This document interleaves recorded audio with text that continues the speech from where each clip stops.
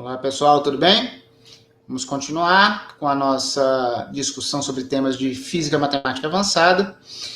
Hoje nós vamos encerrar, pelo menos temporariamente, a nossa apresentação de propriedades fundamentais de distribuições. E na partir da próxima aula, iremos iniciar alguns temas selecionados de análise complexa, só que nós voltaremos a encontrar distribuições dentro da análise complexa também, tá? Mas nesse momento vai ser a nossa última incursão no mundo das distribuições. Pessoal, no final da aula passada, nós chegamos a essa informação aqui que parece um pouco pesada aos olhos, à compreensão, mas é mais simples do que parece. Qual é a ideia? Nós vimos a ideia de mudança de variável em uma distribuição. Então, nós temos uma distribuição original, que eu vou chamar de T, é o termo que eu tenho usado genericamente para essas minhas distribuições, e nós podemos obter uma nova distribuição, e a gente vai fazer aqui uma simbologia como composição de funções, embora a natureza desses dois objetos sejam distintas. Então, T é uma distribuição, e F, pessoal, não é função teste nem nada. Ela, para a gente, era uma função diferenciável e bijetora. A gente precisava da bijetividade para que nós pudéssemos nos basear na existência da inversa dela. Tá bom?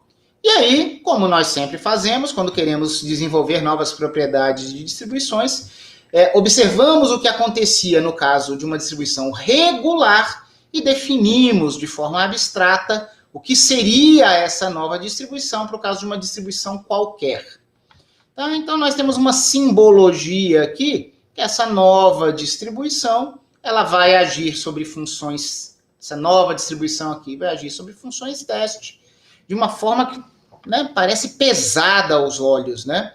Nós precisamos fazer composição da função teste com a inversa da função, dividir pelo módulo, né, da derivada da função composta com a inversa, um negócio pesado. Isso aqui precisa de exemplos, tá bom? Mas algo que nós fizemos ainda na aula passada foi mostrar como ficaria uma expressão para o caso mais famoso de aplicação dessa propriedade. Vários livros de física matemática mais básicos não falam sobre mudança de variável para uma T qualquer. Eles apenas descrevem o que acontece quando essa distribuição é a delta de Dirac. Então, como é um resultado mais importante, eu coloquei isso para vocês.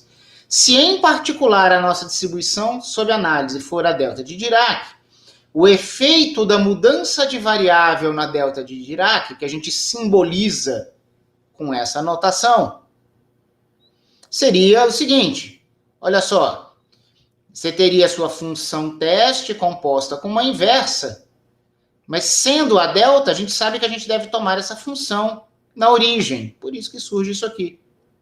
E isso aqui também era uma função, né, pessoal? Isso aqui dependeria de um x qualquer. Mas está envolvido aqui na ideia que quando é a delta agindo, isso aqui também vai ser tomado em zero. Só que essa não é a expressão que os físicos consideram mais confortável para trabalhar.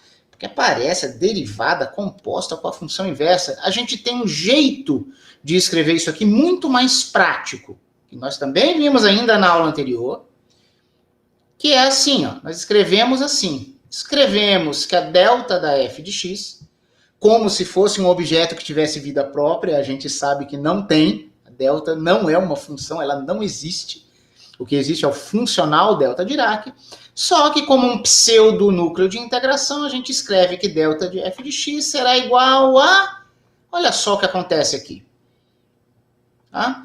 A gente escreve isso aqui, pessoal, como um novo núcleo de integração. Qual que é a ideia? Você vai ter uma integral de uma delta de f de x agindo numa função teste.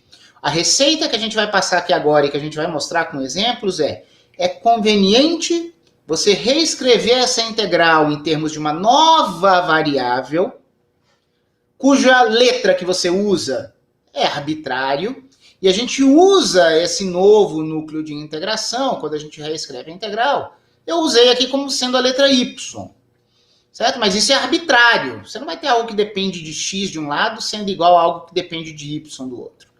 É que a gente sabe, no nosso sentido, digamos assim, mais pedestre das aplicações de física, deltas, quando são escritas desse jeito, são objetos que só fazem sentido integrados.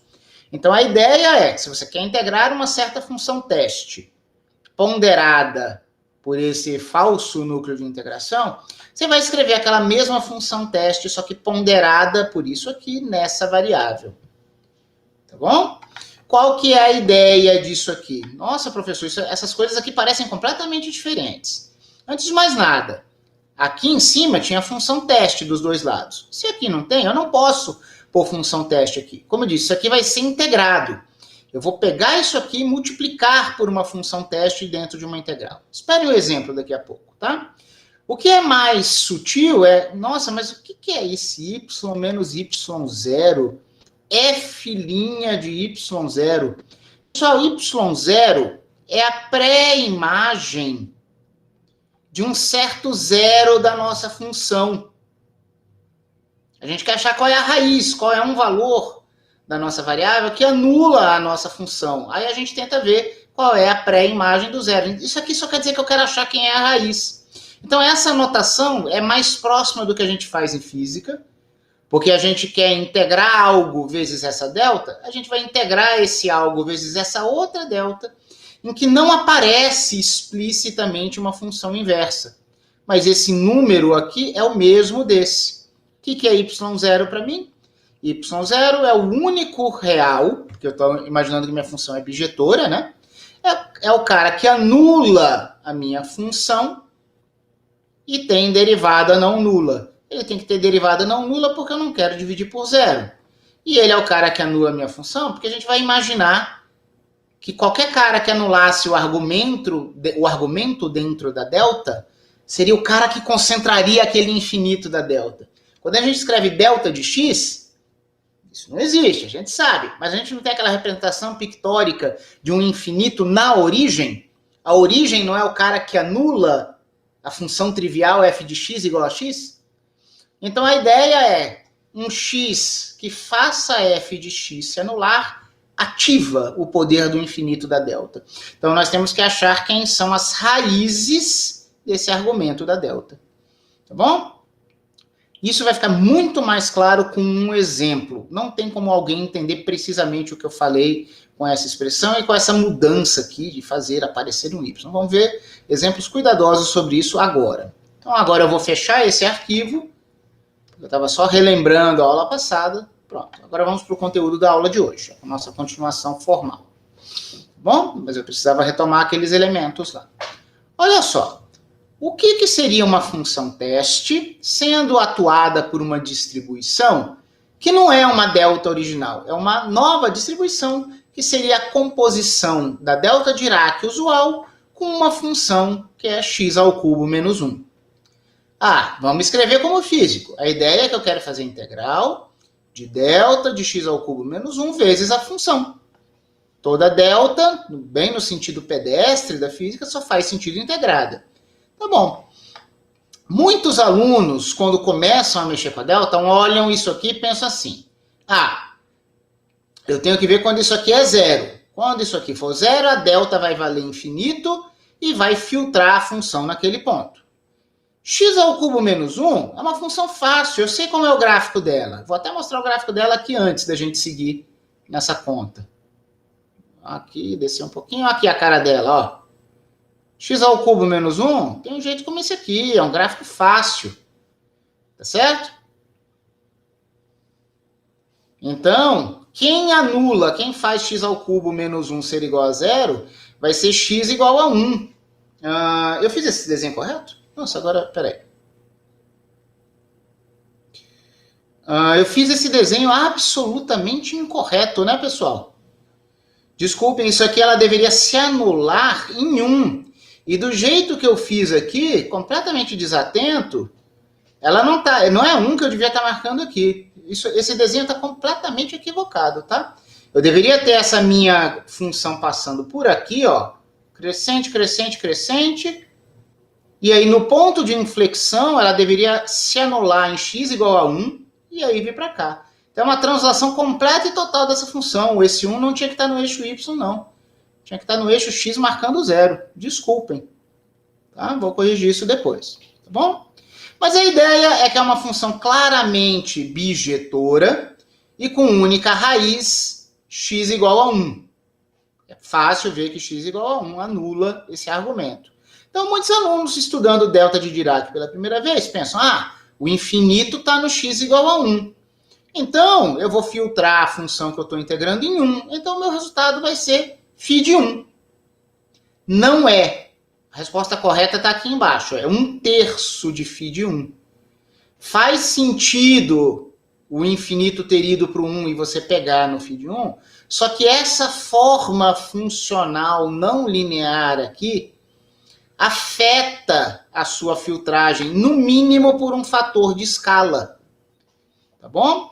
Então eu vou explicar aqui para vocês como seria o cálculo correto aqui. Mas a mensagem é, não basta você ver onde que a sua delta vira infinito e coletar as imagens naquele ponto.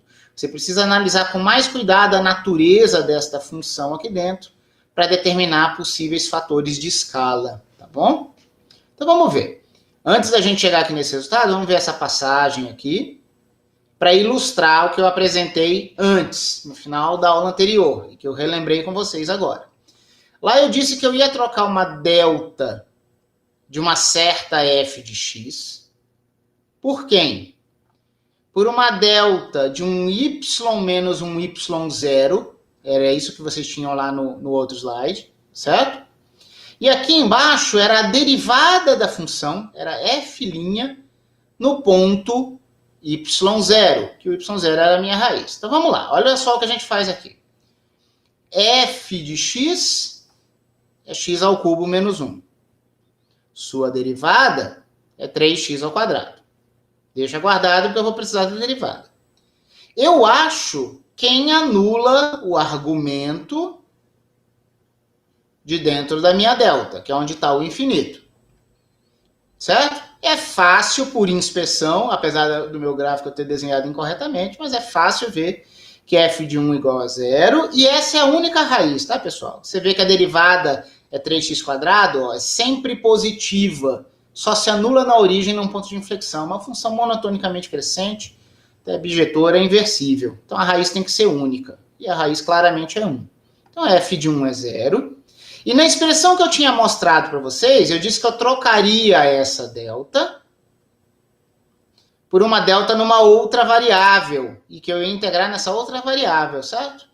Então, ó, eu tenho que ver quem é a derivada no ponto que eu sei que era o zero da minha função. F' de 1 é diferente de 0, realmente. Se eu chegar aqui e fizer F' de 1, vai dar 3. Certo? Então, aquela fórmula que veio de uma demonstração, né? Por que aquela fórmula? A gente demonstrou na aula passada. Eu só cheguei numa representação dela em termos da delta mais simples. Aparece lá no denominador o módulo da derivada da função no ponto, que é o zero. Então, aqui no caso, nós temos que pegar 3x², que é a derivada dessa função. Temos que aplicá-la em x igual a 1, que foi o zero desse cara, e tomar o módulo. Claramente, aqui embaixo nós temos 3. Então, o nosso resultado será 1/3 do φ de 1, porque agora essa delta, olha, ela foi linearizada. Ela virou uma delta que não tinha uma função maluca lá dentro como a delta inicial. Ela virou uma delta linear. Então, basta a gente ver que ela tem todo o seu poder concentrado em y igual a 1. Ela age em φ e vai nos dar φ de 1. Só que apareceu um fator 1/3 que tem a ver com essa derivada. A demonstração que eu fiz na aula passada, pessoal, e que eu acabei de usar, que me levou a uma fórmula que eu acabei de usar, talvez ela não seja tão intuitiva. Vocês devem se lembrar que teve um jacobiano de mudança de variáveis lá, né? Tá bom, apareceu esse f' ali embaixo. Eu vou mostrar uma dedução daqui a pouco, para um caso de vários zeros, que traz um pouquinho mais de insight do porquê que vai aparecer um fator de escala como esse aqui, tá bom? Vai melhorar, acreditem. Mas notem que o que a gente fez foi identificar claramente quem é f de x. Você tem que calcular quem é f' de x. Você tem que achar a raiz de f. e aplicar a derivada naquela raiz. Foi o que a gente fez. Isso vai dar um fator numérico aqui para a gente, tá bom? Outro exemplo. Vocês devem se lembrar que na aula passada eu motivei essa história de mudança de variáveis em delta, Dirac, com um problema de probabilidade. Eu tinha dito que eu tinha uma distribuição uniforme no intervalo 0,1. E eu disse, será que eu posso aplicar uma transformação nesses números aleatórios que estariam uniformemente distribuídos de 0 a 1 e com essa transformação obter uma outra distribuição de probabilidade com algum outro formato? Pessoal, há limites para o que a gente consegue fazer analiticamente, mas em princípio, sim, desde que eu invente uma lei de transformação adequada ao meu objetivo, pode ser que eu consiga deformar aquele histograma chato, né, retângulo, uniforme, em um histograma ou uma densidade de probabilidade com outros formatos. Então isso é muito importante em física estatística e modelagem estocástica em geral, que é transformar o que a gente chama de uma variável aleatória com uma distribuição numa variável aleatória com outra distribuição, tá bom? Aí qual foi o exemplo de motivação que eu apresentei para vocês na aula passada? Eu peguei um resultado tirado da cartola, vocês não têm que saber de onde veio isso. Eu falei, pego números uniformemente distribuídos de 0 a 1 e vou inventar uma lei aqui. Vou tomar o log desses números, vou dividir por um número positivo. Eu disse que essa regra de transformação tinha um resultado interessante. E eu já adiantei para vocês qual era esse resultado interessante. Eu saía de uma distribuição uniforme e eu afirmei para vocês que o resultado seria uma distribuição exponencial de probabilidade, ligada, por exemplo, à meia-vida de amostras radioativas ou tempo de decaimento de estados excitados. Tá bom? De estados eletrônicos excitados de átomos ou moléculas. Decaimento exponencial. Não a lei exponencial determinística comum, mas uma distribuição de probabilidade exponencial. Tá? Então, por que toma o log, divide por um número constante positivo? Isso eu não vou justificar aqui com vocês. Mas em cursos de modelagem estocástica, de mecânica estatística, a gente estuda isso. Então, eu apresentei como um problema interessante para a gente, desde que vocês aceitassem isso, esse problema aqui, ó. Eu não usei essa notação na aula passada, mas eu quero ver qual é a ação sobre uma densidade de probabilidade uniforme, de 0 a 1. Aqui, ó, isso aqui eu tinha posto na aula passada. Sobre uma distribuição uniforme de 0 a 1. Qual é o efeito de uma distribuição? Que é um tomador de médias em algum sentido, né, pessoal? Só que foi uma distribuição concebida para fazer uma transformação específica, que eu já sabia, que eu conheço de outras fontes, que vai ter um efeito interessante. Então eu quero aplicar essa transformação nessa densidade de probabilidade. E aí, né, eu não tinha usado essa notação, mas eu tinha escrito essa integral aqui na aula passada. Então eu tinha dito que eu queria calcular o seguinte. Eu tenho essa massa probabilística, em princípio distribuída em toda a reta real, segundo alguma lei. Ó, pessoal, distribuída na reta real foi uma generalização que eu fiz. A lei particular que eu escolhi só distribuía a probabilidade de 0 a 1. Mas, em princípio, seria um problema que eu poderia ter uma densidade de probabilidade qualquer. E, pessoal, a nossa delta aqui no caso, aceitem, eu quis colocar essa expressão, ela é um coletor de probabilidades. Eu quero varrer toda a reta real e eu só vou filtrar com a minha delta os pesos probabilísticos quando eu tiver uma relação muito especial entre os valores de x e valores de y que eu pré-especifiquei. É isso que eu quero dizer, que eu vou querer transformar a minha distribuição uniforme em uma certa distribuição exponencial de probabilidade. Pessoal, qual é o papel de y aqui?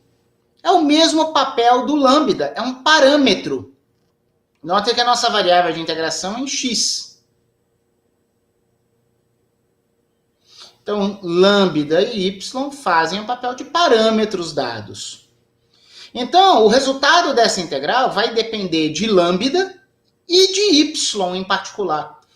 Na verdade, a gente vai, como o y vai ser a minha variável da minha distribuição final, eu explicito ela aqui, mas esse resultado vai depender de lambda também. Então, eu quero transformar uma distribuição de probabilidade em outra. Aí aqui a gente precisa tomar o cuidado só de usar uma letra para uma delas, porque a gente vai varrer tudo, para contribuir para um certo valor específico de outra. Vamos tentar melhorar isso. Esse problema estava posto para a gente na aula passada, e agora a gente vai ver como resolvê-lo. A gente vai resolvê-lo com uma filosofia parecida com o que a gente fez no exemplo anterior. Só que vocês lembram que eu troquei uma delta de uma função por uma delta numa nova variável? E no exemplo anterior eu usei a letra y para a nova variável? Por isso que eu fiz aqui em cima. Pessoal, essa nova variável ela é arbitrária, eu uso a letra que eu quiser aqui. Então eu tenho que tomar cuidado, porque nesse segundo exemplo, a letra y já está presente sendo usada ali para um parâmetro da minha lei de transformação. Eu não vou poder usar a letra y agora, certo? Então, se eu vou querer escrever a minha integral de uma delta de uma função em termos de uma delta numa nova variável, eu vou usar qualquer letra menos o y, tá certo? Então, a ideia disso aqui como um novo núcleo de integração é a mesma de antes, só que eu estou usando uma outra letra.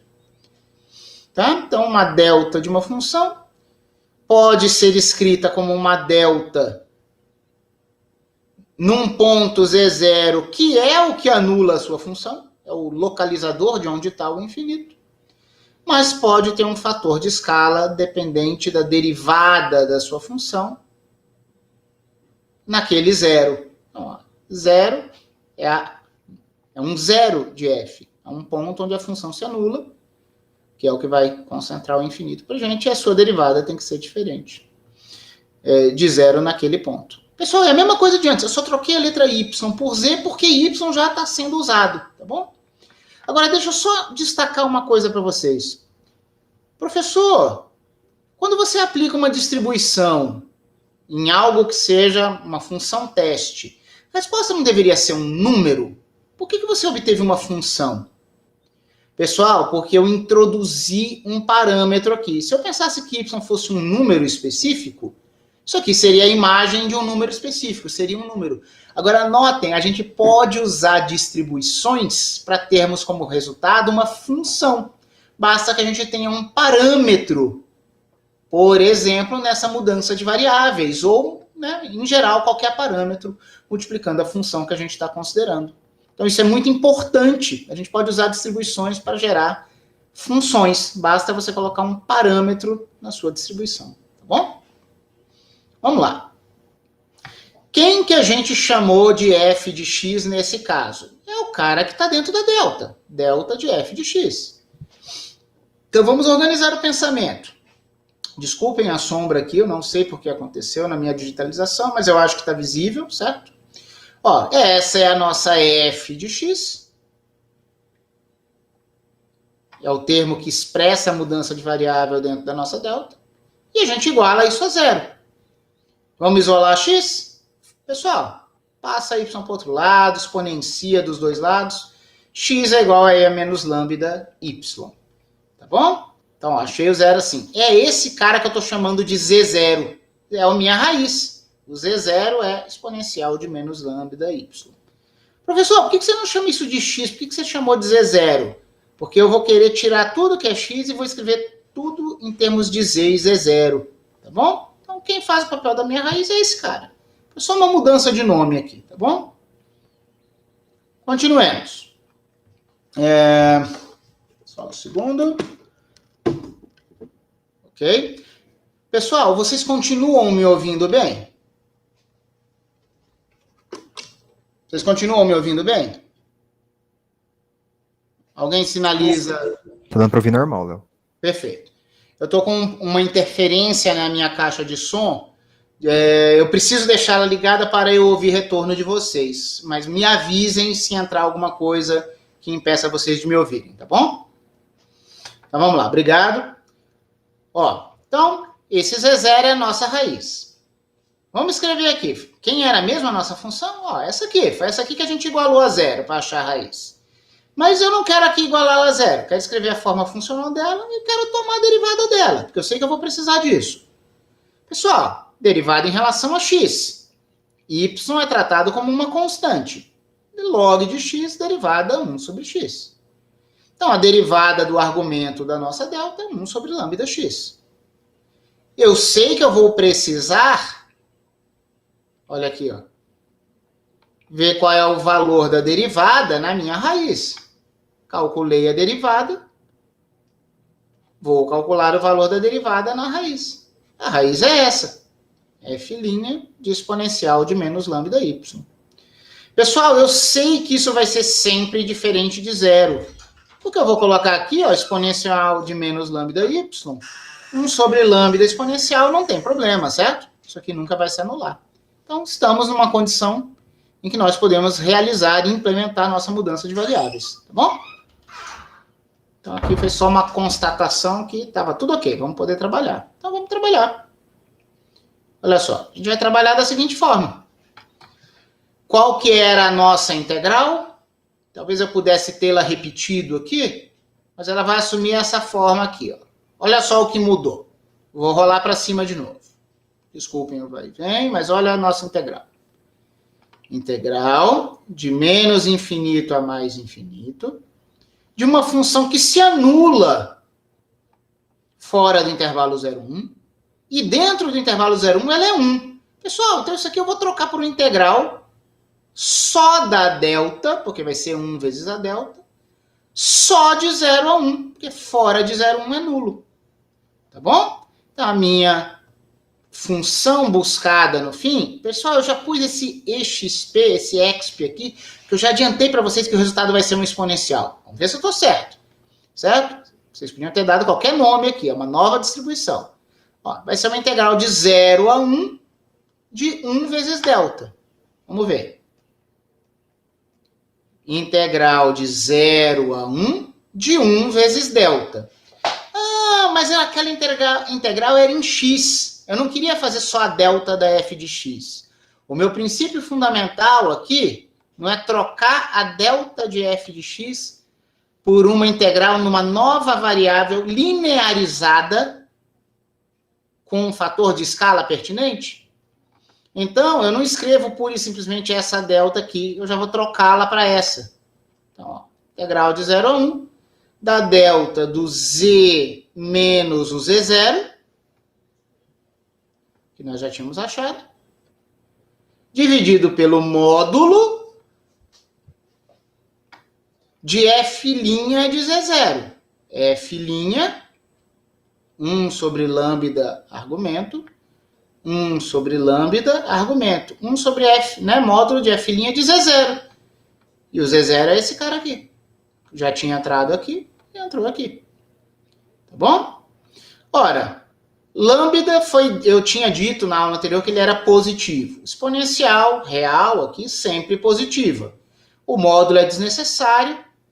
Dividiu, está no denominador, ele vai para cima. E mais do que isso, pessoal, esse cara não depende de z. Então, não só ele vai para cima, como ele sai da integral. Lambda e a menos lambda y. Sobrou apenas a integral de 0 a 1 da delta integrada em z, dessa delta na nova variável z, que depende só desse parâmetro aqui, desses parâmetros lambda e y. Tudo bem? Foi essa mudança de variáveis nós estamos implementando como uma integral, como uma nova variável, desde que você incorpore corretamente. Pessoal, aqui é um resultado bem interessante. Estou integrando uma delta? Integrou a delta dá 1, né? Pessoal, vamos pensar, no nosso jeito bem fisicão, bem prático. O pico infinito da delta tem que estar dentro do intervalo de integração, senão dá 0. Certo? Então, podemos, né? Não tem nenhum contraste entre o pensamento mais matemático e o físico. Eu estou usando uma notação mais física aqui agora, mais próxima da nossa prática. Eu só estou querendo fazer questão de dizer que se isso aqui vai dar 1 ou se vai dar 0, vai depender da relação entre z e y. Sabe por quê? Se o y pudesse ser negativo, negativo com negativo dá positivo, o meu lambda é positivo, seria positivo. Podia ser que a gente tivesse aqui uma exponencial de um argumento positivo, caso y fosse negativo. Exponencial de um argumento positivo, pessoal, é sempre maior do que 1. Então, o nosso z correndo de 0 a 1 nunca seria capaz de brigar com um cara que seria maior do que 1 caso o y fosse positivo. Fosse negativo, perdão. O que eu estou querendo dizer é que se o y for negativo, o pico dessa delta estará fora do intervalo de integração e o resultado é 0. Por outro lado, se o y for positivo, positivo, positivo, negativo, o argumento é negativo. Exponencial de argumento negativo é um número menor do que 1, é um número entre 0 e 1. E claramente algum z entre 0 e 1 vai ser capaz de levar ao anulamento do que está dentro daquela delta. Então, quando o y for positivo, o pico da delta estará no intervalo de integração e o resultado da integral será 1. Então, nós temos essa integral dando ou 0 ou 1, dependendo se o y é negativo ou positivo, respectivamente. Pessoal, isso aqui é heaviside de y. Tá bom? Então, seria muito fácil alguém descuidado não prestar atenção nessa integração, achar que ela vale sempre 1. E não é verdade. Ela indica claramente para a gente que isso aqui vai ser válido desde que o y seja positivo. E é verdade, porque quando a gente faz essa transformação, ó, vocês devem se lembrar que está aparecendo esse mais aqui, mas eu defini a transformação na aula passada como sendo menos 1 sobre lambda log. Log de um número entre 0 e 1 é negativo, com o outro negativo dá positivo. Eu só posso chegar em números positivos. Tá? Olhem isso com calma depois, ou me perguntem, mas é importante perceber que o formalismo todo é consistente e ele indica para você que o seu y tem que ser positivo. Pessoal, probabilisticamente, se você tem um gerador de números aleatórios uniformemente distribuídos de 0 a 1, tem um algoritmo que faz isso para você, tá?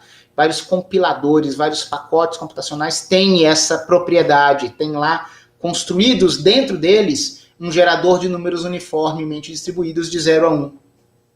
Se você pegar esses números e para cada um deles, toma o log, troca o sinal, divide por um lambda positivo, sempre o mesmo lambda, você passa a gerar números que têm uma distribuição exponencial. Você escolheria esse lambda, você escolheria a meia-vida de um estado excitado, por exemplo. Tá bom? E a gente trabalha com mudança de variáveis na delta para fazer isso. Muito bem. Pessoal, aí vocês vão dizer, tudo bem, não preciso ver com mais calma, mas parece que realmente tem uma utilidade isso aí. Tem.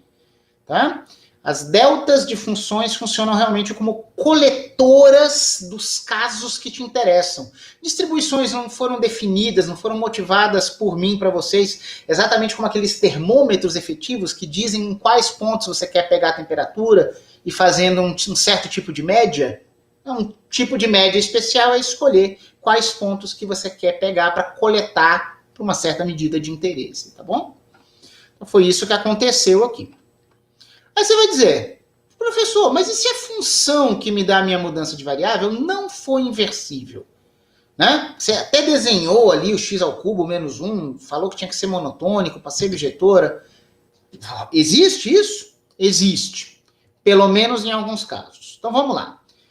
Pelo menos quando a distribuição em questão for a delta de Dirac, a gente vai continuar especializado agora no caso da delta de Dirac, o que importa foi o que eu chamei aqui, entre aspas, de inversibilidade local nos zeros. Que diabo é isso? Pessoal, vamos olhar para esse desenho aqui. Isso aqui vai trazer um insight para esse caso de um único zero, embora vá valer para o caso de vários zeros também, tá bom? Então, imagina assim. Você tem uma certa função, f de x. Essa sua função, sei lá, ela pode estar estendida indefinidamente e ela pode ter alguns zeros. Eu desenhei aqui uma vizinhança de um certo zero. Então, imagina que é a sua função.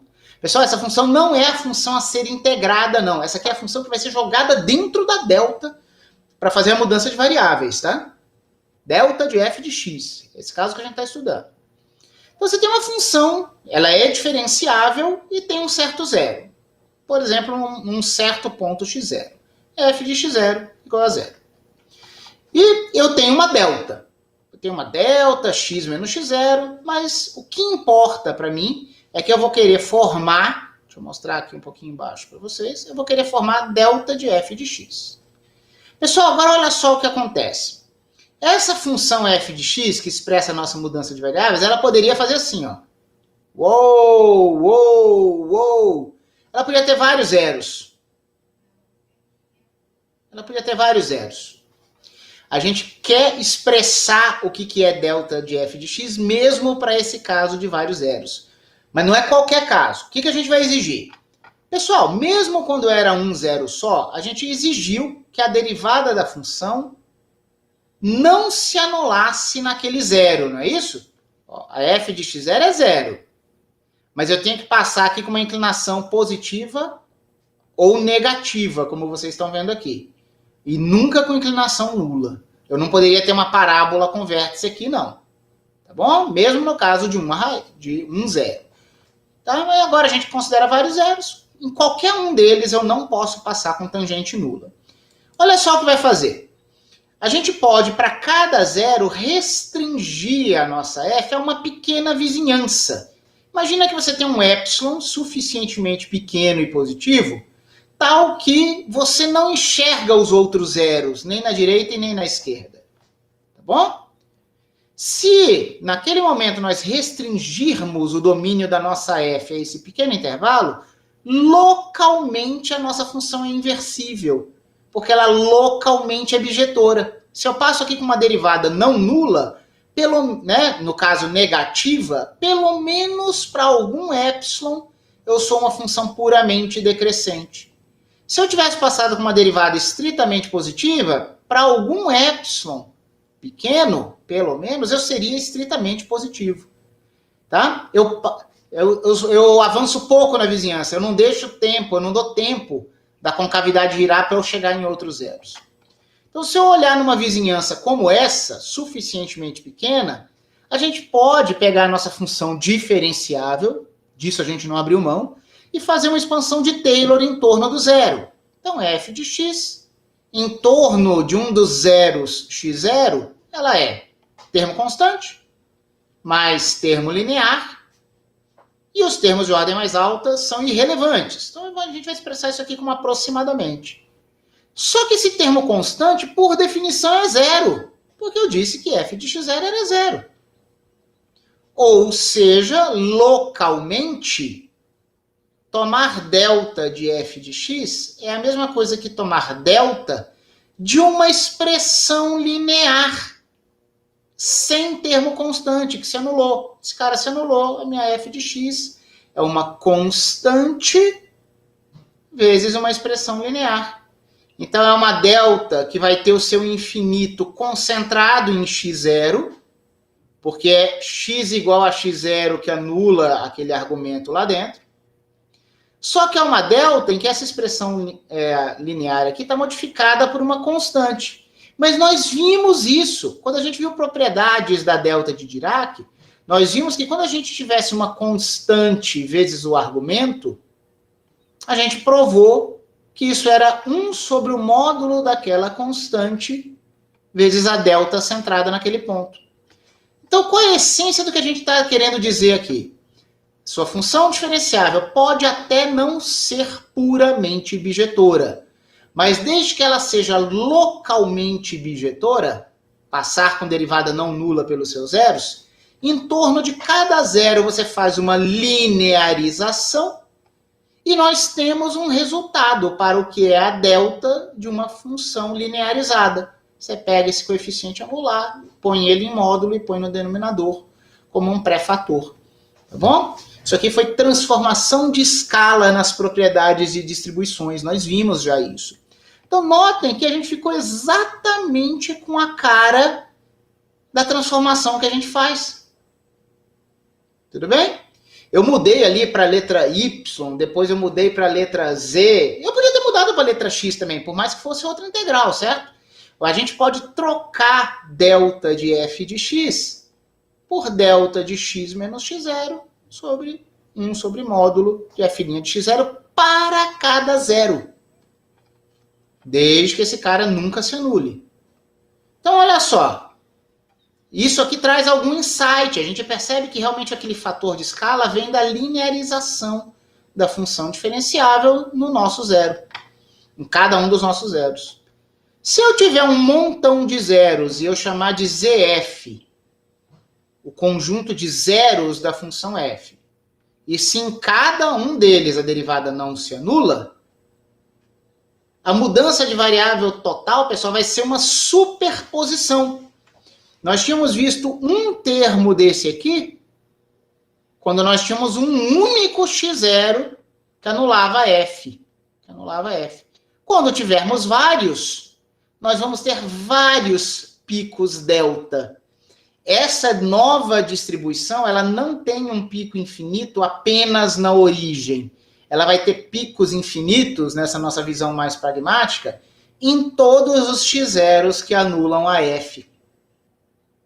Tá bom? Vai depender da natureza da f. Cada um deles filtra a função que você for integrar em cada um desses zeros, e cada um deles tem uma constante de proporcionalidade distinta, porque vai depender da derivada naquele ponto em particular. Mas todos esses pontos contribuem. Certo? Explicitamente, esse núcleo de integração que não existe só faz sentido integrado. Então vamos integrar. Essa nova distribuição agindo em alguma função teste, a gente expressa pragmaticamente como integral dessa nova distribuição, essa nova delta, com mudança de variáveis vezes uma função teste. Como esse delta de f de x é isso aqui, a gente vai estar pegando imagens da função teste em vários pontos, em cada um dos zeros, e cada uma dessas imagens tem um fator de escala diferente, que depende da derivada da sua função, que fez a transformação de variáveis naquele zero. Então, essa é uma fórmula prática muito importante. Se alguém quisesse só memorizar isso aqui, sendo bem pragmático e operacional, ela expressa a mudança de variáveis dentro de uma delta de Dirac. Isso aqui é uma nova distribuição, cujo efeito é expresso dessa forma aqui. Professor, mas por que você fez superposição? Ó, eu vou colocar algo aqui só para vocês pensarem, tá? Pessoal, sendo bem pragmático, bem físico, integral de uma função teste com uma delta desse jeito, olha só, essa delta aqui, ela se anula sempre que a f não se anular, não é isso? Você pode imaginar o seguinte, ó, você pode trocar essa integral em toda a reta real por uma soma de integrais, onde cada integral está ao redor de um zerozinho. Então, só o que interessa é local. Vocês podem verificar que isso aqui é verdade. Quando a delta é nula, eu não preciso incluir na integral. Então, ao invés de integrar em toda a reta real, só integre em vizinhanças dos seus zeros. A superposição sai naturalmente. Isso não é uma demonstração matemática que um matemático admiraria, mas expressa, acho que de forma bem intuitiva, o que vai acontecer. Para que isso presta, professor? Como eu disse, tudo que envolver cálculo com integrais de trajetória, certo? Teoria de otimização, cálculo variacional, podem aparecer essas deltas, tá, pessoal? De mudança de variável. A gente vai ver um exemplo aqui bem pedestre desse caso de mais de um zero. Deixa eu só oscilar aqui a tela um pouquinho, ok. Eu só queria ver o horário. Vamos lá. Pessoal, olha esse exemplo aqui. Imagina que você tem uma partícula pontual, tá, que vive numa circunferência, tá bom? Você poderia ter uma visão determinística desse problema, imaginando que a sua partícula executa um MCU, um movimento circular uniforme, velocidade angular constante. Só que imagina que você faz o seguinte, você fica com os olhos fechados a maior parte do tempo, e aí de vez em quando você abre, e você vai abrir, muito rapidamente vai fechar, você vai ter uma visão estroboscópica, você vai ter visto a posição da sua partícula, uma certa posição angular arbitrária. Imagina que você faz essas suas observações instantâneas em intervalos de tempo, digamos assim, caóticos. Você não faz isso de tempo em tempo, você abre de uma forma louca. Então o que você vai estar vendo é, uma hora a partícula está aqui, aí você ficou de olho fechado, outra hora ela está aqui, outra hora ela está aqui. Você vai estar vendo uma nuvem de pontos. Tudo bem? Ao longo do tempo. E se realmente você piscou de uma forma sem ter um padrão escondido, essas posições são uniformemente distribuídas no ângulo de 0 a 2π que você tem. Tá bom? Então, olha só, eu falei de um movimento determinístico, mas eu disse que você pode ter um modelo probabilístico dessa observação. Vai ser isso que eu vou imaginar aqui. A nossa partícula vive em uma circunferência, mas em termos matemáticos, vamos dizer que a sua posição angular é descrita por uma distribuição de probabilidade uniforme, distribuição de fase. Ó, eu uso ρ para distribuições de probabilidade e eu pus esse F de fase. E aí eu vou usar aqui uma das formas do nosso φ. Tá bom? Eu vou dizer que eu tenho uma fase uniformemente distribuída de 0 a 2π. Eu não quero pegar periodicidades, eu vou dizer que o meu φ é um número de 1 a 2π. Porque quando eu integrar todas as possíveis, essa minha distribuição de 0 a 2π, vai dar 1, uma distribuição de probabilidade uniforme. Tá bom? Pessoal, não importa se você está pensando num movimento determinístico ou não. Mesmo que você tivesse, o que interessa são essas observações pontuais. Se o MCU ficou confuso, esquece o MCU determinístico. Imagine que você tem um realizador de posições angulares uniformemente distribuídas, tá bom? Então essa é uma distribuição. Tá bom, professor, o que você quer fazer? Eu quero achar uma outra distribuição. Qual outra distribuição? Pessoal, eu pergunto, qual é a distribuição de probabilidade da abscissa? Pessoal, isso aqui tem tudo a ver com movimento harmônico simples. Porque a gente sabe que um sistema massa-mola é um sistema que é matematicamente bidimensional no espaço de fase, certo? Porque a gente tem que ver posição e velocidade. Só que no espaço de configurações ele é 1D. Seu sistema massa-mola anda numa linha reta. Só que a gente sabe que a posição da massa num sistema massa-mola pode e deve ser vista em vários momentos como uma projeção, uma sombra ortogonal de uma partícula que faz movimento circular uniforme. É a sombra dela em x que pode ser vista dessa forma. É isso que une movimento circular com movimentos periódicos arbitrários quaisquer, como de uma oscilação de um sistema massa-mola, certo, pessoal? Então, a pergunta que eu faço aqui nesse meu problema, para a gente ilustrar essa mudança de variáveis, é qual é a distribuição de probabilidade da abscissa se a gente está olhando uma distribuição uniforme na posição angular? Vamos fazer alguns desenhos? Vamos fazer alguns desenhos aqui. Ó, imagina que você tem essa circunferência de raio R, trigonometria basicona, basicona, basicona, certo? A gente sabe que o nosso x, essa abscissa, ela é o R vezes cosseno de φ, onde a gente marca o φ a partir do eixo x no sentido anti-horário. Tá bom? Tradicionalíssimo. A ideia agora é a seguinte, eu não quero só ver quem é uma posição x, eu quero saber qual é a densidade de probabilidade de, se esses meus pontos aqui são uniformemente distribuídos, essa posição angular é uniformemente distribuída, qual é a chance de eu achar uma sombra na abscissa em torno de x, de um certo valor x, com amplitude ΔX? Como que eu chego numa certa vizinhança aqui? Pessoal, notem que a gente vai ter um certo ΔΦ, uma certa incerteza de fase num certo momento.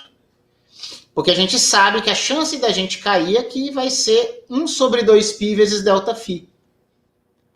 Isso corresponde a gente estar num segmento aqui do nosso arco de comprimento ΔL. Só que notem que há 2 ΔLs cujas sombras cairão no mesmo ΔX. Essa aqui é a ideia de uma mudança de variáveis com mais de um zero na função. Tá? É muito fácil de ver isso, porque a gente percebe que tem duas posições angulares distintas que contribuem para o mesmo ΔX. Só que você nem precisava ter feito desenho nenhum. Você podia ter só montado a integral assim. Olha só como seria a sua integral. Ora, eu quero varrer todas as possíveis fases. Existe uma probabilidade de eu estar na vizinhança de uma certa fase. Mas eu quero usar a minha delta como um coletor de probabilidades, ou como um tipo de média. Eu só quero contribuir nessa minha observação com aqueles valores de φ que satisfazem um vínculo, tais que o x menos o r cosseno φ seja zero, ou, igualando a zero, tal que o x seja r cosseno φ. Nós temos 2 parâmetros aqui. A minha resposta vai depender de x e de r, porque a minha variável de integração é φ. Só que a gente põe com a mão uma delta como essa, que leva em conta a geometria do problema, para nos dar a resposta. Eu vou coletar probabilidades que estavam dadas em termos de uma variável, que era a variável fase, e vou coletar apenas o que me importa para me dar a distribuição de probabilidade de todos os possíveis x. Então, eu vou chamar essa nova distribuição de ρ de x. É a chance de eu cair em cada x. Pessoal, se vocês tivessem um oscilador harmônico aqui, ó, fazendo assim, ó, pá, pá, pá, pá. Pergunto para vocês, é uniforme a distribuição em x? Nem ferrando, não é uniforme. Porque eu passo pela origem com alta velocidade. É o momento que minha energia é puramente cinética e não potencial. Então, qualquer intervalinho aqui de x, ΔX, ele é cruzado em menos tempo. Então, eu vou ter uma probabilidade menor de eu estar nas posições cada vez mais centrais. Por outro lado, as posições de alta amplitude, tanto aqui quanto aqui, são posições em que eu demoro muito, porque eu estou com velocidade muito baixa lá. Então, o mesmo ΔX no centro, ele é ocupado por um tempo muito menor do que o mesmo ΔX na periferia, em uma das amplitudes, porque minha velocidade é muito baixa aqui. Bem físico, certo? Então, eu sei que x próximo das amplitudes tem que ter uma distribuição maior, vai ser tudo menos uniforme. E essa nossa expressão, essa nossa delta de uma função f de φ, vai nos dar isso naturalmente. Vamos fazer nossa conta. Pessoal, antes de mais nada, essa integral, que seria para todos os valores reais de φ, na prática ela só se estende de 0 a 2π de forma constante. Porque eu disse que essa distribuição era nula para todos os outros valores de φ. Temos aqui uma delta de uma função. O que a gente vai fazer aqui? Quem é a função? Pessoal, agora é uma função de φ, tá? A gente está integrando em φ. Eu defino uma f de φ como sendo x menos r cosseno φ. Vou buscar raízes. Quais são os valores de φ que anulam essa expressão aqui? Pessoal, você vai igualar isso aqui a zero. Você vai dizer que o φ vai ser x, cosseno de φ vai ser x sobre r. Então, φ será arctangial arco cosseno de x sobre r. Só que nós temos duas raízes, na verdade. De 0 a 2π, não é apenas o cosseno x sobre r que resolve o nosso problema. Tá bom? Na verdade, o cosseno x sobre r, tudo bem. Mas nós temos um ângulo que é mais ele, mas nós temos menos ele. Cosseno é uma função par.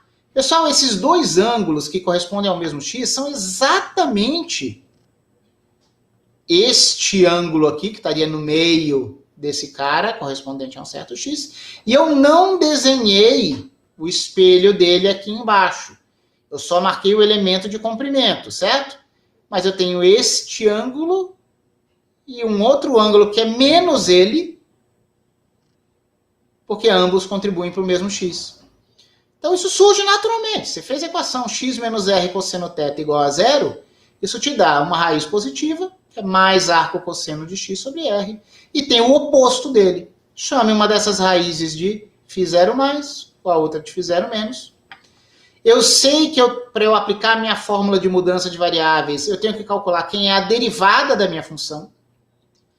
Se a minha função era x menos r cosseno, ó, derivada de cosseno é menos seno, com menos que já está aqui, r seno. Eu sei que eu vou precisar calcular a minha derivada nos zeros. Vamos calcular primeiro a derivada no primeiro zero. Então é r seno do φ0 mais r seno do ângulo cujo arco é x sobre r. Pessoal, cosseno ao quadrado mais seno ao quadrado igual a 1. Então, seno de um arco cujo cosseno é x sobre r é raiz de 1 menos aquele cosseno ao quadrado.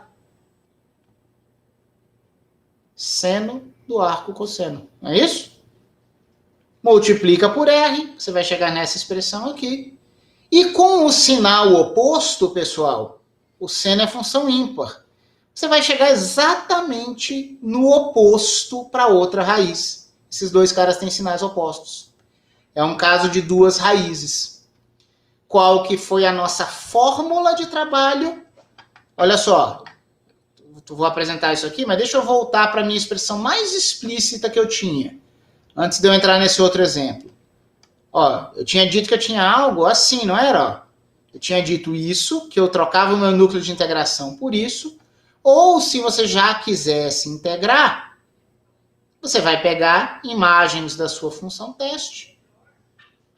Nos zeros da sua função, cada zero pode ter um fator de escala distinto. Então, eu já vou usar essa fórmula aqui, tá? Quem vai fazer o papel de função teste, pessoal? Na verdade, virou o número 1, né? Depois que a gente tirou aquele 1 sobre 2π, ó. Ó, tudo bem, virou 1 sobre 2π, ó. É uma função constante. Então, aplicando aquela fórmula lá, ó. Função teste, o papel dela é exercida pela distribuição de fase.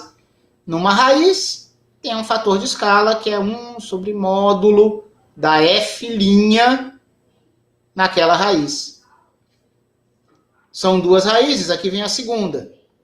O meu integrando lá, tomado na outra raiz da f de φ, 1 sobre o módulo da derivada na outra raiz. Pessoal, mas essas derivadas só diferiam entre si por um sinal. Esse aqui é um caso particularmente simétrico. Então, esse módulo aqui faz esses dois denominadores serem iguais. E como a minha função era constante, vale 1 sobre 2π para ambos. Então, nós vamos ter dois fatores iguais. Então, duas vezes 1 sobre 2π da imagem, vezes 1 sobre essa raiz, que coincidiu nos dois casos. Então, a nossa resposta é que a distribuição das abscissas é 1 sobre π, 1 sobre raiz de r² menos x². Notem que essa expressão aqui assume o seu valor mínimo. Assume o seu valor mínimo quando o denominador for máximo. O denominador é máximo quando x igual a 0. É onde eu passo com velocidade máxima pela origem, né, no meu sistema massa-mola. E quando a amplitude tende aos valores extremos menos r e mais r, a gente chega a ter uma densidade aqui, ó. Ela vai ter uma forma de U, né? Ela vai ter uma densidade de probabilidade muito alta nas extremidades. Você vai dizer que não pode nem fazer o exatamente igual a R. Mas essa função ainda é integrável. Tá bom? Espero que isso tenha ilustrado e notem que foi essencial a gente ter aqui a consideração das duas raízes. Última observação que eu vou fazer sobre essa mudança de variáveis, então é só porque é um anti-resultado muito importante. Olha só. Delta de x² menos a ao quadrado é uma expressão bonitinha, simplesinha, e que até agora a gente não sabia tratar, porque a gente não sabia fazer essa mudança de variável dentro de uma delta. Mas a gente consegue chegar em expressões aqui do que é delta de x² menos a ao quadrado, se o a for não nulo. Por quê? Quando o a não for nulo, tem duas raízes aqui, mais a menos a. Beleza, então eu sei trabalhar, vai ser um caso de duas raízes muito parecido com esse que a gente acabou de resolver. Só que delta de x² não faz sentido.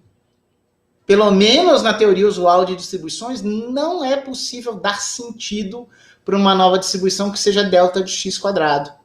Professor, vou tentar fazer o limite do a tendendo a zero. Dá pau, essa coisa não é bem comportada. E realmente é fácil de perceber o problema que dá, porque a sua mudança de variáveis seria dada por uma função f de x igual a x², cuja única raiz claramente seria x igual a zero, só que a derivada é 2x que se anula em zero. É aquele problema, a fórmula que a gente tinha não admite, óbvio, divisão por zero, certo? Então não é possível dar sentido para delta de x², embora seja possível dar sentido para essa distribuição aqui, por mudança de variáveis, quando o a for não nulo. Tá bom? Encerramos o assunto mudança de variáveis. Tá bom? Agora eu vou falar de um outro assunto, vai ser o nosso último de distribuições antes de análise complexa, como começaremos na aula seguinte. Pessoal, algo que causa muito estranhamento quando eu começo a falar de distribuições como funcionais lineares, é aquela história, né, de função teste. Como assim? Então, como é que é? Distribuições são funcionais. O domínio deles são funções. E não são funções quaisquer, são funções teste. São aquelas funções que são suaves, mas que são localizadas. E elas se anulam depois de algum tempo, certo? Aí você pode dizer, poxa, mas antes eu via nos livros de física, eu podia fazer integral de delta vezes qualquer coisa. Ninguém nunca tinha falado em função teste. Será que eu consigo escrever algo desse jeito aqui? Pessoal, qualquer físico escreve isso aqui, ó. Sei lá, integral de delta vezes cosseno de x. A delta vai filtrar na origem, a origem é zero, cosseno de zero é 1. Qualquer físico escreveria isso aqui. O valor dessa integral é 1. Em livro de elétron, em livro de quântica. Só que aí vocês vão ficar loucos, certo? Professor, você veio com essa história de funcionais agindo em função teste? Isso aqui não é uma função teste. Cosseno não é uma função teste. Pessoal, cosseno é suave, mas não é localizado. Ele não se anula para valores muito altos dos argumentos. Ele fica eternamente oscilando. Eu posso aplicar uma distribuição num cosseno? Do jeito que eu apresentei para vocês, não. Ou pelo menos parecia que não. Embora físicos façam isso livremente, certo?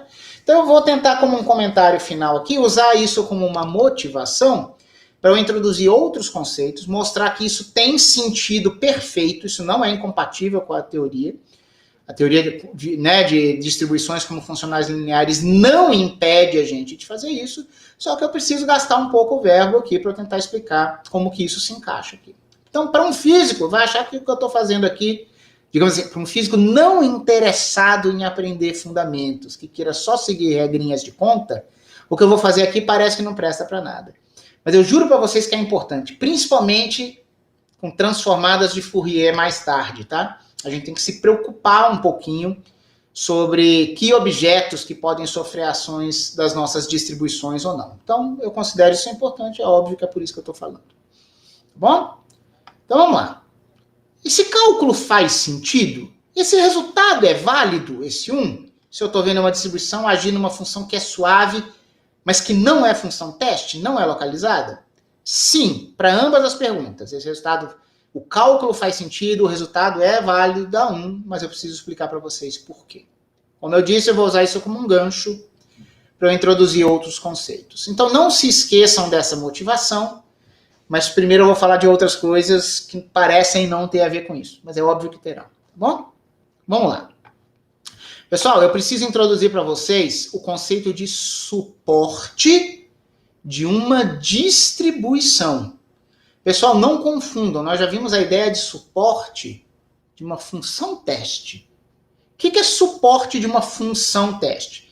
Para começo de conversa, uma função teste tem um domínio ali usual, é uma função, não é uma função generalizada. São todos aqueles pontos onde a função não se anula e a gente toma o fecho disso. Lembra daquela história de se for um conjunto aberto, você pega as extremidades? Ou coisa parecida. A gente já sabia dessa ideia.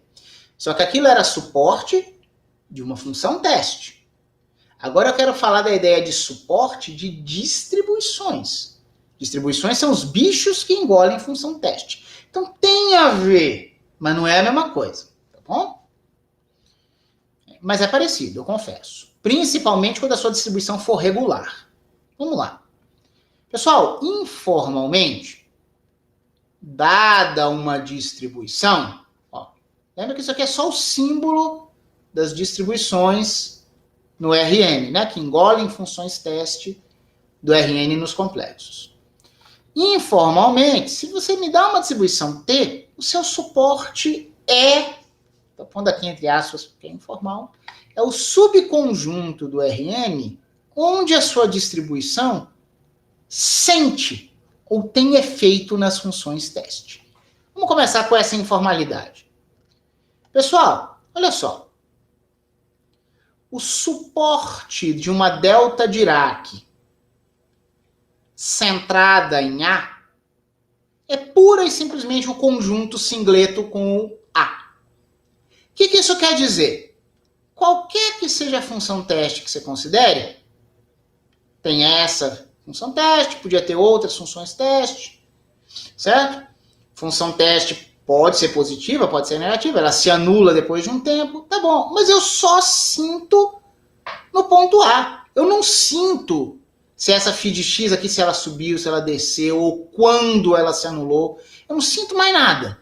A delta Dirac, centrada em A, a única coisa que ela sente, a única imagem de uma função teste φ que ela vai pegar vai ser o φ de A. Então eu digo que A é o meu suporte. Pessoal, cuidado, hein? A distribuição não tem valores de x no seu domínio. As nossas distribuições engolem funções teste. Mas é óbvio que as funções teste têm domínio, certo? Então, é uma transferência de problema aqui. Suporte de uma distribuição são os pontos onde ela é capaz de sentir diferença nas funções teste. Estou sendo informal ainda, tá? Então, o suporte da delta de Dirac, centrada em A, é o ponto A da reta real. Vocês lembram do pente de Dirac, pessoal? Que eu disse que a gente tinha aqui uma superposição de um monte de deltas, cada uma delas centradas em um dos inteiros. Eu apresentei isso para vocês algumas aulas atrás.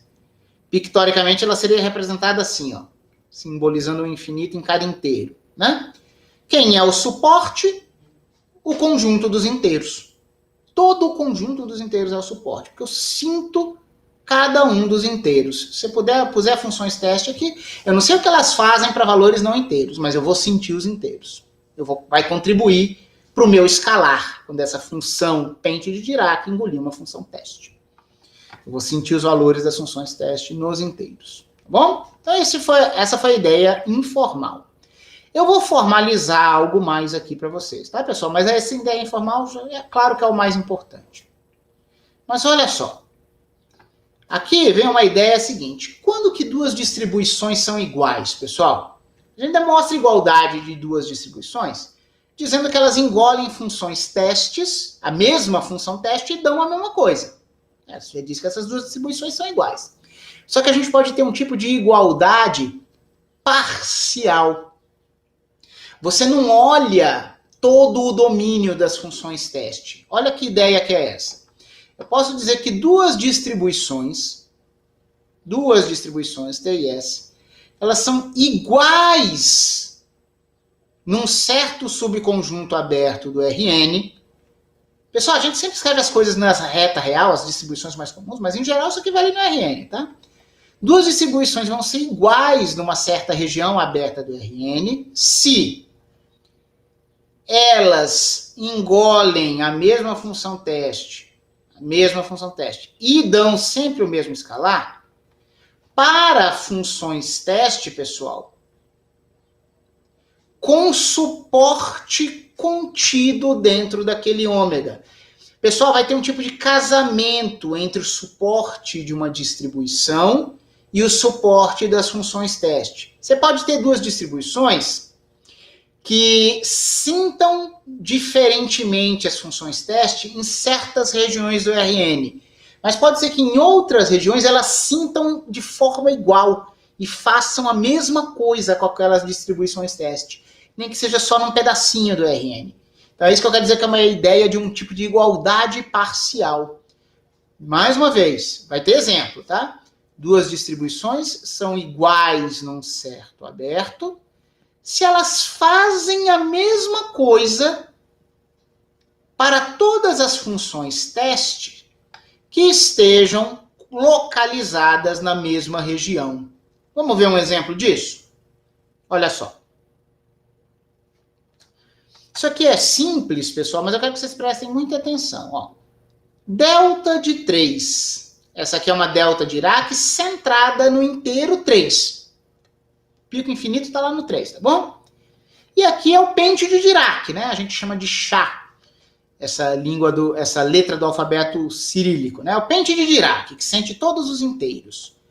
Pessoal, uma delta que sinta só o 3 não é a mesma coisa que um pente de Dirac que sente todos os inteiros. Mas esse conceito de igualdade parcial que eu estou dando aqui, ó, a delta centrada em 3 e o pente de Dirac são iguais no intervalo aberto que eu inventei aqui, que vai de 2.2 a 3.1. É esse tipo de igualdade parcial. Pessoal, sabe o que isso quer dizer? É como se eu estivesse ignorando os infinitos dentinhos do pente de Dirac que estão fora do intervalo dado. O pente de Dirac só tem esses dentinhos infinitos nos inteiros, não é? Pessoal, quantos inteiros estão entre os números 2.2 e 3.1? Apenas 3. 3.0. Então, se eu fiz aqui uma construção mental e disse que eu estou olhando o pente de Dirac, mas eu só peguei um dos dentinhos do pente, que é o centrado em 3, para agir em funções teste localizadas nesse intervalo, o efeito que o pente de Dirac vai ter é o mesmo da delta Dirac centrada em 3, que é sentir a imagem no ponto 3. O pente de Dirac sente o 3, porque é um inteiro. Só que nesse intervalo é o único inteiro. Então o seu pente ficou equivalente ao delta 3. Então eu digo que a delta 3 e o pente de Dirac são distribuições iguais no intervalo que vai de 2.2 a 3.1. Ó, mais um pouquinho, eu vou passar uma ideia importante aqui. As duas mesmas distribuições, delta 3 e o pente de Dirac, são iguais entre si também no intervalo de 2.2 até 2.9. Mas eu pergunto para vocês, pessoal, qual é o efeito da delta 3 ou da pente de Dirac em funções teste localizadas aqui, que se anulam fora daqui? É zero, porque tanto o infinito da delta 3 quanto todos os infinitos da pente de Dirac estão fora desse intervalo. Então, elas são iguais entre si e são iguais à distribuição nula. É claro que essa distribuição não é nula. Só que quando eu vejo o efeito delas apenas em funções teste localizadas aqui, elas vão resultar em zero, porque nenhum dos dos infinitos da pente de Dirac entra nesse intervalo e o único infinito da delta 3 também não entra nesse intervalo. Então, não apenas elas são iguais entre si, mas elas são iguais à distribuição nula nesse intervalo. Pessoal, é mais fácil do que parece. De repente eu estou falando muito, mas é quando eu limito a consideração do intervalo, certo? Limito o intervalo considerado. Eu posso dizer que duas distribuições são iguais e podemos ter uma distribuição igual à distribuição nula num certo intervalo. Tá bom? Então tá. Aí vem a definição técnica do que é suporte de uma distribuição. Professor, eu já tinha entendido. Eu confio que você tinha entendido. Confie na sua intuição. Mas eu vou dizer como que um matemático definiria o suporte de uma distribuição, tá bom? Porque aquilo que eu falei que é onde eu sinto a função teste, isso não é definição, tá bom? Então, olha só. Se você me dá uma distribuição, o seu suporte vai ser um conjunto fechado.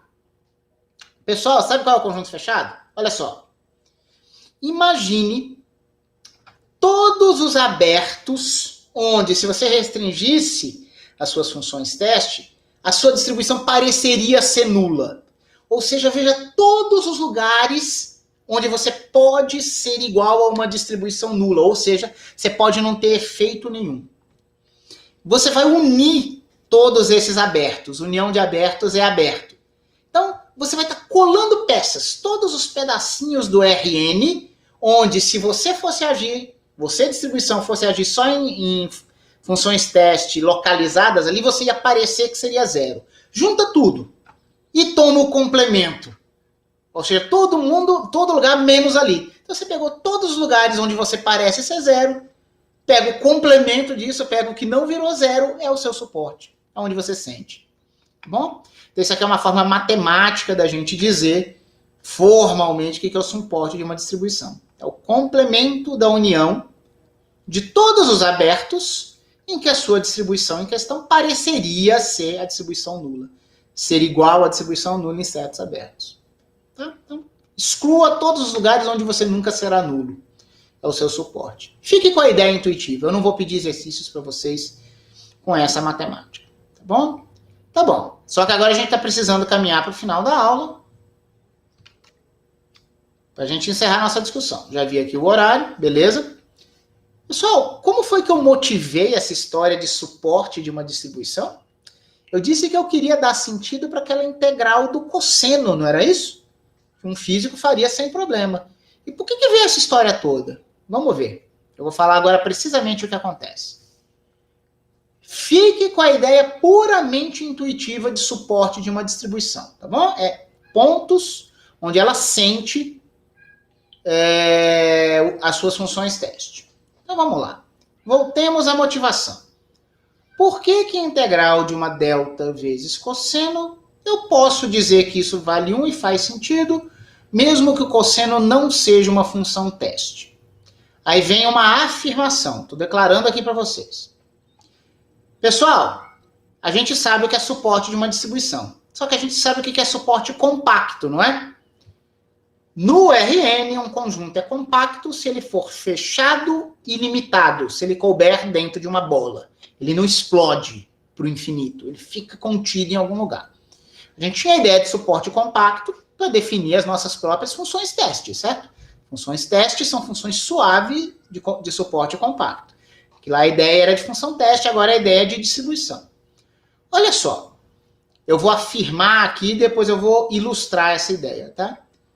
Distribuições que tenham suporte compacto, que não podem explodir para o infinito esses suportes, elas podem agir sobre funções que não são teste. Lembra que esse aqui é o nome do nosso conjunto de funções teste, né? Elas podem agir sobre funções que não são teste, como o cosseno, certo? Mas que sejam pelo menos suaves, sem infinito. Cosseno é suave, tá? Mas só quem vai poder fazer isso são distribuições de suporte compacto. Pessoal, qual é o suporte da delta de Dirac original? É um ponto, é a origem. A delta de 3 que a gente usou em exemplos agora, sei lá, é só o ponto 3. Delta de A é só o ponto A. Todos esses suportes são compactos, né? Eram pontos únicos. O pente de Dirac não tem suporte compacto, porque o suporte do pente de Dirac é todo o conjunto dos inteiros. Você nunca poderá fazer uma integral do pente de Dirac vezes um cosseno. Você pode fazer pente de Dirac sobre uma função teste, porque ela é uma distribuição. Mas um cosseno que não é função teste, você não poderá integrá-lo por exemplo, como uma função como uma pente de Dirac, porque o pente de Dirac não tem suporte compacto. Para uma delta, é suporte compacto, é o único ponto, vai poder. Por quê? Por que só as distribuições de suporte compacto vão poder engolir funções mais gerais? Pessoal, porque quando as distribuições tiverem suporte compacto, elas vão cuidar do anulamento no infinito. Vocês devem se lembrar que a gente restringia a ideia para funções teste, porque como elas se anulavam para argumentos muito amplos, elas cuidavam das divergências no infinito. Agora a gente está jogando o trabalho sujo de anular no infinito para a distribuição, para o engolidor de funções. Distribuições de suporte compacto, em alguns, como elas não sentem algo que está longe, independente de qual seja a função teste, é como se elas pegassem o trabalho sujo de anular as coisas no infinito e fazer o funcional estar bem definido. Essa é a essência da ideia. Tá bom? Mas eu falo um pouquinho mais aqui sobre isso. Mas esse é o coração do argumento. Então, repito, pente de Dirac nunca poderá engolir um cosseno. A delta pode engolir um cosseno que não é função teste, porque o suporte é compacto. É a origem, nesse caso aqui. Pessoal, vamos lá, eu estou ouvindo uma observação aqui. Alguém levantou a mão. Pode falar, pessoal. Fui eu, Léo. Mas precisa mesmo de todo esse argumento, eu não poderia ver essa distribuição, em vez de ver o cosseno como a delta agindo no cosseno, eu vi como uma distribuição cosseno, que é uma função suave, vezes a delta. Aí isso atua numa função teste, a integral fica no intervalo finito e sempre vai existir, pode até ser o pente. Vamos lá. Você está querendo dizer que talvez você pudesse interpretar essa integral da seguinte forma. Isso aí como sendo a minha distribuição, uma função suave. Isso aqui tudo, Se isso aqui tudo for a distribuição, porque você disse que na verdade não seria a distribuição delta. Isso seria a função suave cosseno vezes a distribuição delta de Dirac, certo, Rafa? Isso. Tá bom. Pergunto para você, se isso aqui tudo fosse o núcleo ou pseudonúcleo de integração, isso aqui está multiplicando qual função teste? A função teste que seria unitária dentro da bola dela, isso sumiria. Tudo bem, vamos lá. A função unitária 1, constante, ela é uma função teste? Para receber a ação dessa distribuição? Não é a borda dela, é verdade. Né? Percebe? Não fecha na bola, não tem jeito. Isso. Beleza. Você teve uma boa ideia inicialmente, mas se você quer chamar isso aqui tudo de distribuição, porque nós temos o conceito de função suave vezes distribuição para dar uma nova distribuição, maravilha. Essa parte do argumento foi boa. Mas toda a distribuição está agindo numa função teste. Se você agregasse isso aqui tudo, então, como um núcleo ou pseudonúcleo de integração, né? No caso de uma distribuição singular, ela estaria multiplicando 1. Só que a função 1 não é uma função teste. Tem um salto na hora que eu passo, né? Isso. Da função para o suporte. Não tinha visto isso. Lembra que quando a gente vê os integrandos, sempre tem uma assimetria, né? A função constante 1, ela é localmente integrável. Então, ela poderia fazer o papel do núcleo de integração. Mas ela não pode fazer o papel de função teste, porque ela é 1 sempre. Ela não se anula depois de algum tempo. Beleza, Léo. Eu não tinha visto, não tava vendo por que eu não poderia fazer, em vez de usar esse negócio. Eu percebi que você já entendeu, Rafa. Eu estendo aqui um pouquinho mais para tentar deixar claro para todo mundo também, tá bom? Obrigado, hein? Imagina. Tá? Não foi, como eu disse, eu percebi que você já tinha entendido, certo? Mas aí eu vou tentando falar aqui para todos. Tá bom? Então, mas grosso modo o que eu quero dizer é isso. Normalmente o trabalho sujo de anular as coisas para o infinito é jogado para funções teste. Eu preciso que as coisas convirjam para tudo fazer sentido. Só que distribuições de suporte compacto, elas dão conta do trabalho sujo. Deixa eu tentar mostrar isso aqui claramente. Bom, eu acho que já está claro. Esse é o coração da ideia. Mas eu ainda vou falar um pouquinho mais aqui. Por favor, não se confundam. Eu juro que eu tentei ser claro aqui, mas talvez explicar muito algo que já esteja intuitivamente claro, talvez atrapalhe, mas não me deixem atrapalhar vocês. Olha só. A gente agora tem a ideia de igualdade de duas distribuições sob certos contextos, não é isso? Olha só. Pessoal, imagina que a gente tem... esquece esse texto aqui, vamos direto para o desenho. Direto aqui para o desenho, aí vocês vão perceber qual é a minha ideia. Imagina que você tem uma certa distribuição T. Você tem uma distribuição T, tá bom?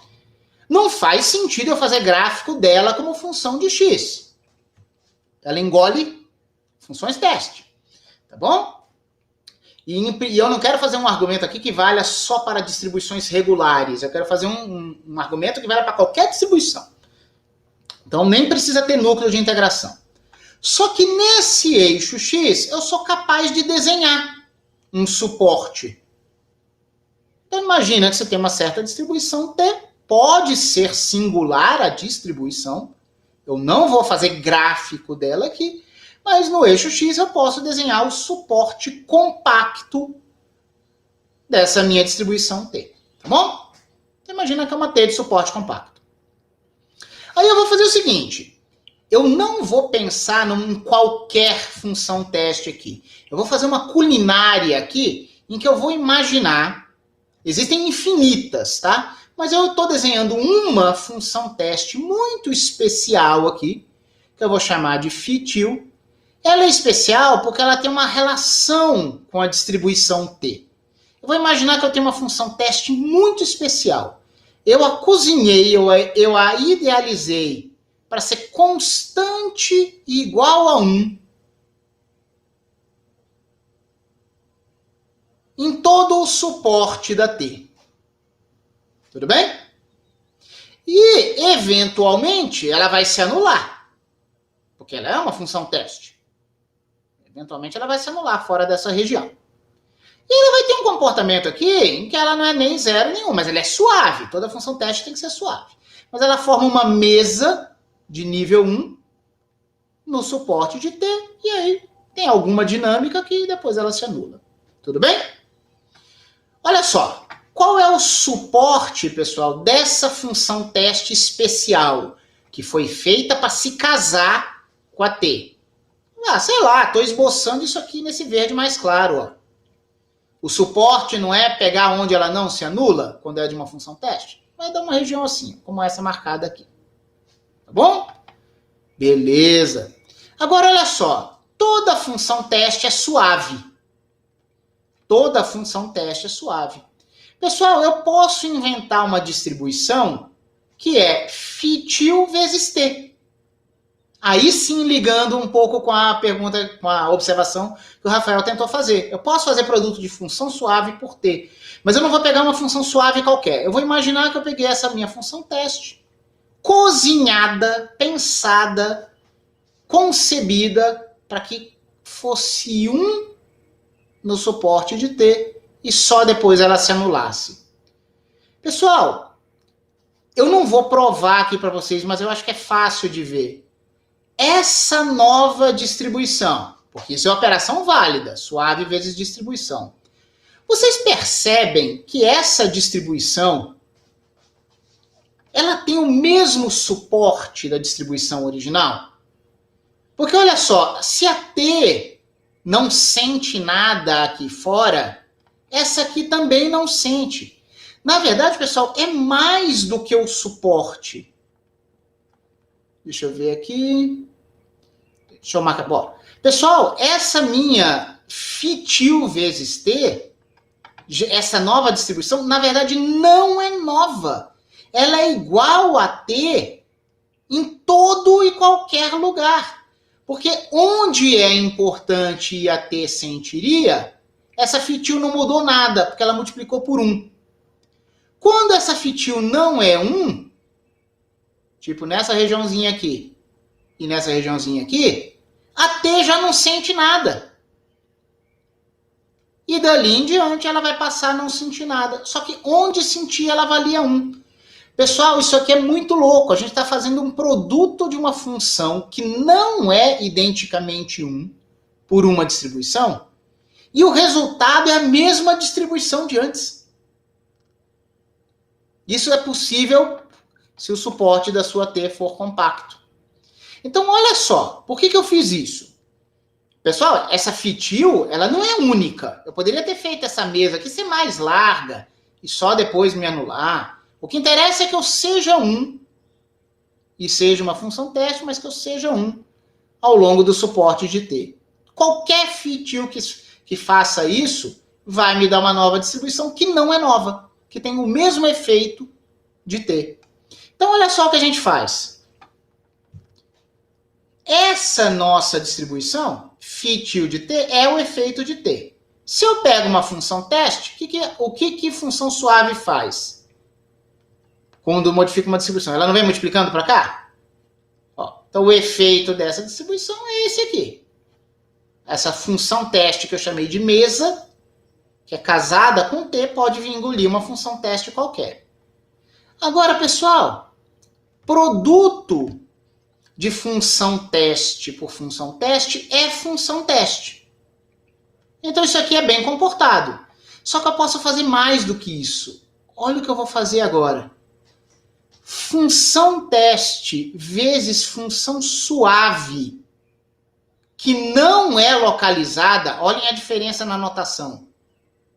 Uma função teste que é suave e localizada, se eu multiplicar por uma função que é só suave, galera, esse produto é uma função suave, porque foi suave vezes suave, e localizada. Porque fora do suporte, esse cara dá conta de anular tudo. Então, esse meu bicho, ele não precisa agir só em funções teste dignas do nome. Se eu tiver a minha T com suporte compacto, olha o que eu posso fazer. Eu posso querer fazer uma distribuição, agir numa função suave, mas a minha distribuição é uma função teste mesa, vezes ela mesma, ela é igual, agindo em função suave, e esse efeito é esse cara vir para cá multiplicando. Então eu posso dizer que eu tenho a minha distribuição agindo no produto de uma função teste por suave. Só que teste vezes suave é teste. Eu acho que eu não fui tão didático quanto eu gostaria. Ficou muito coisa elaborada. Pessoal, o lance é, você consegue transferir o trabalho sujo para essa função mesa. Isso aqui, em princípio, é uma construção que não existiria. Em princípio, uma distribuição não poderia pegar uma função apenas suave, sem ser teste. Mas quando essa distribuição tem suporte compacto, para todos os fins práticos, ela é um produto de função teste por ela. E essa função teste consegue engolir funções suaves e matá-las. Se alguém quiser ver a coisa mais concreta do mundo, para a gente encerrar essa aula aqui, olha só, eu vou fazer aquela conta do cosseno, que motivou toda essa discussão, de um jeito que eu não quero que nenhum de vocês faça na prática, mas é só para expressar a minha ideia. Distribuição agindo em função suave, nossa, isso fugiu dos axiomas, de toda a construção que o professor fez, isso aqui não é possível. É possível sim, sabe por quê? Esse resultado é o mesmo como se eu pegasse a minha delta de Dirac centrada em 0 e multiplicasse por essa função aqui, que é a diferença de duas heavisides. Pessoal, sabe o que é essa diferença de duas heavisides aqui? É uma função mesa literalmente. Para x muito pequeno, as duas heavisides são 0. 0 menos 0. Quando eu chego em x igual a menos 1, essa aqui torna-se 1. E só ela vale 1. Só que enquanto o x está indo de menos 1 até mais 1, essa aqui ainda é 0. Então 1 menos 0 é 1. Andando no eixo x, passei de 1. Agora ambas as heavisides dão 1. E 1 menos 1 é 0. Pessoal, eu inventei uma funçãozinha aqui que é 0 até menos 1. Aí ela vira 1, constante de menos 1 até mais 1. E dali em diante ela vira 0. Foi exatamente a ideia de função mesa que eu falei ali. E eu fazer isso e multiplicar pela delta não muda a ação da delta. Porque o que interessa para mim na delta é o pico no 0. Esse termo entre colchetes vale 1, de menos 1 até mais 1. E o 0 está ali no meio. Não interessa do menos 1 até o 0, menos um epsilon. E nem de um epsilon até o mais 1. Porque a delta se anula ali mesmo. Quando é importante, isso aqui vale 1. Então, essa integral é igual a essa integral aqui. A gente modificou o integrando, mas na verdade não mudamos o valor da integral. Essa função aqui, diferença de duas heavisides, faz o papel do que eu chamei de phi til. Então, agora eu posso dizer o seguinte. Função... essa aqui não é suave, né? Aqui eu fiz besteira. Tudo bem, eu fiz um tipo de besteira aqui, porque eu tinha dito que a minha tinha que ser suave. Eu fiz a heaviside aqui, não é suave, mas vocês vão perceber qual é a ideia. Tecnicamente falando, eu devia ter feito algo suave, tá? Mas a ideia é, pega isso, ó, e eu só brinquei de associatividade aqui, ó. Eu passei a enxergar isso aqui, multiplicando, agregado, não só na delta, mas eu passei a enxergar esse cara multiplicando o cosseno. A minha delta passa a agir numa função suave, multiplicada por uma localização, esse cara se anula. Eu fiz uma besteira aqui, porque realmente ela não é suave no mais 1 e no menos 1, mas eu poderia ter feito algo suave, certo? E aí o fato, essa delta agindo em um objeto localizado faz sentido. Aí eu posso aplicar a imagem do cara que sofre a ação da delta em 0. Viraria h de 1 menos h de menos 1, cosseno de 0, que é 1. Tudo bem? Eu fui descuidado, não sei que pane cerebral que me deu aqui, porque realmente eu botei um cara aqui não suave. Pessoal, mas isso é irrelevante, porque essa falta de suavidade está lá no menos 1 e no mais 1, longe do pico 0 da delta, tá? Eu preciso melhorar isso, mas é difícil eu construir uma função teste, mesa, ia ser uma expressão muito complicada, mas isso aqui pega o espírito do que eu quis dizer, tá certo? Isso é igual a isso. Então eu posso imaginar que isso está agindo na função suave e a transformou numa função localizada. Aí a delta pode aqui agir. Espero não ter mais atrapalhado do que ajudado aqui, mas a mensagem é: sua distribuição tem suporte compacto? Ela vai anular o infinito. Então ela pode agir numa função suave. A função objeto da ação não precisa ela se anular no infinito, porque a própria distribuição faz isso. Era a mensagem que eu tinha que dar aqui para vocês. Peço apenas que vocês aguardem o fim da gravação, pessoal.